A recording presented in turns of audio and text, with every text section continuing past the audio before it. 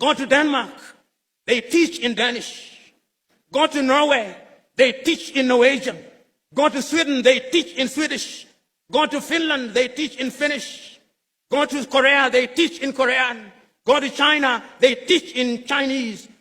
Go to Japan, they teach in Japanese. Then they meet the world. But you and me, here I am waxing eloquent in English. We were told that all the education we had acquired meant nothing. So that if you are eloquent in Ga or in Twi, you are not intelligent. You are only intelligent in English. You can only be intelligent in French, in Portuguese. We now know that that is nonsense. When that great Nigerian musician in the 1980s, fella Nicola Pokuti said, "Teacher, don't teach me nonsense." He meant it. He was reminding us that we must examine our education system.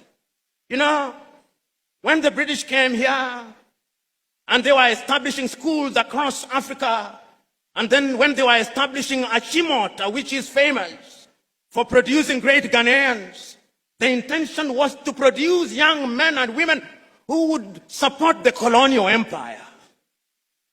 The intention was the same in Uganda with Budo's King's College. It was the same in Kenya with the Alliance schools. As Chinua Achebe says, the white man was clever. He came and put a knife in the things that held us together, and things fall apart. That we have now become famous for producing graduates in agriculture, some of whom, if you allow me a little latitude and hyperbole, cannot distinguish between a goat and a sheep. When we want to build our roads, we have engineers, most of whom today, if you do not address them as engineers so and so, they rise up, ready to beat you up. But yet, when we are building our highway from Accra through to Winneba, through to Cape Coast, through to La Côte d'Ivoire, it is the Chinese that I see, which calls into question, what type of engineering are we teaching? We are producing doctors, and they are good, some of them. But yet, when those of us who have the ability are sick, unless they do not know, they want to be airlifted to Dubai and to Germany. They have no faith in our medical system. When we are sick during COVID, all Africa is crying to America, "Oh, give us Moderna, give us Pfizer," to the Russians, "give us Sputnik." We are crying. Yet we have universities with professors in medicine. We must re-examine our education system, even in matters as mundane as sports, which is a multi-billion-dollar industry. The United States of America offers our young men and women scholarships to study sports. Our universities don't. Football is a multi-billion-dollar industry. But yet, when one of the masters of ceremony was speaking in jest, it is not the anthem of Asante Kotoko that he remembered, but that of Liverpool, "We shall not walk alone." Theosagiefo was right when he said, we may actually solve the economic problem. We may even solve the political problem. But I dare say that the mental problem which was impacted and makes us feel inferior will take a little longer to solve.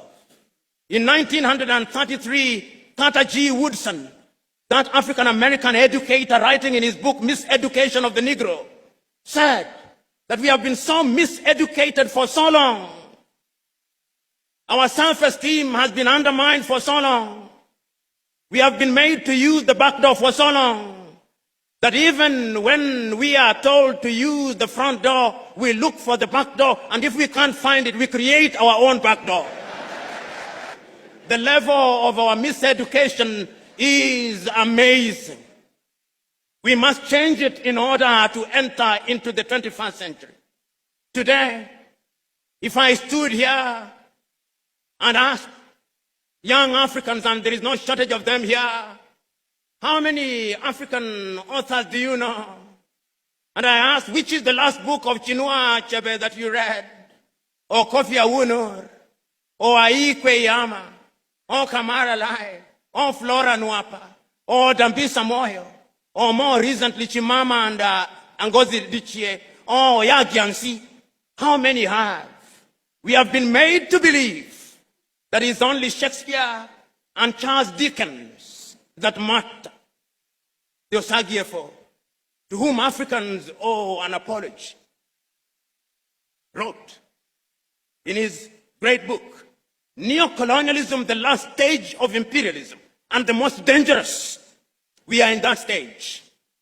That stage when the colonizer still wants us to believe that our literature is inferior, that our science does not exist, that our mathematics does not exist, that we have no medicine to talk about, that we cannot mine beyond Galamsey, that we cannot extract our own oil, that we have no business being in robotics and cryptocurrency, that we must be consigned to the Museum of History alongside the spinning wheel, that we have no business being in the jet age. That is what we are being told. And my fear is that we appear to be believing it. If we are to give meaning to our independence, then education must be our focus. So said Ethiopia's Haile Selassie. If we want to change the continent of Africa, we must give meaning to education. So said Mwalimu Julius Kambarage Nyerere of Tanzania on that day. If we are going to change my little Senegal, we must give education priority. So said Leopold Sedar Senghor of Senegal. Even the complicit Félix Houphouët-Boigny in La Côte d'Ivoire believed so. When you see our judges dressing, they still dress like Father Christmas. Whoever told us that justice could only be administered when you dress like Father Christmas, I do not know. We live in a world where we are so mentally captured that those of you in the middle class, your greatest claim to fame is that my daughter can no longer speak Chui, and is meant to be a badge of honor. It is a badge of complete colonial conquest. And we cannot enter the 21st century with that mindset. Go to the countries in the Scandinavia, which we can dare compare ourselves with. Go to Denmark, they teach in Danish. Go to Norway, they teach in Norwegian. Go to Sweden, they teach in Swedish.